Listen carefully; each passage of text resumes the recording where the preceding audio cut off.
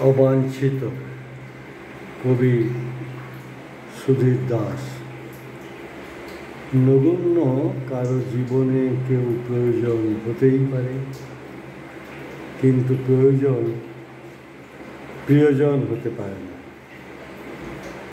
নির্জনতা মানুষকে একটু আরাম আনন্দ দিতেই পারে, কিন্তু চিরদিন বেঁচে থাকতে সহায়তা করে না।